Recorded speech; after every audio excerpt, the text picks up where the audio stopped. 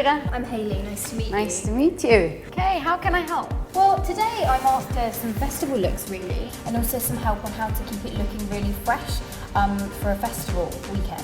Oh. So how I can take it from day one right the way through to day 3. Like you can see on the menu, we literally have 10 different looks. And obviously all of them can really work nicely for the festival. It really depends as well what you want to achieve. And obviously because you have a little bit a shorter length, I would probably go with the Pretty in Punk because it has the vibe of festival. We can have this area that it looks a little bit punky, so it's kind of like, it looks like it's been shaved on one side, but you still have the softness and texture through the side. So would you always recommend when you were going to a festival that you would start with a slightly updo rather than starting with sort of a loose, long base? That's what I would historically always have done. Started off with really long, sleek hair and then worked more products. But would you recommend the other way round almost? If you go to a festival, I think you want to have your hair started into something, because otherwise you're going to have to do this by yourself. I think it's nicer to go to have your hair done professionally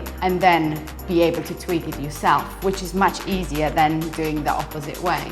I love it. It's something that I would never normally have done myself or even gone for, but I really, really love the look. So this is a great look for day 1. How would I then live this up a little bit for day 2? So once you're going to sleep in, obviously automatically that's going to drop a little bit more. So you could really help with some sea salt of Label M to kind of reactivate the natural wave. So you create a much more like a beachy, cool, lived-in texture. So if you touch your hair now, you can really feel that kind of hold and the dryness that the sea salt of Label M does. But it still feels really light. It's not sticky or heavy or too much weight in there. It's still very light. Yeah. So on day 2 we've got a lot more volume, a lot more texture. How are we going to take this into day 3? Okay, so I think day 3 you could easily just use your length and just place it to the side and then kind of create a little bun in the back area. So again, it looks like you have a short hairstyle on day 3.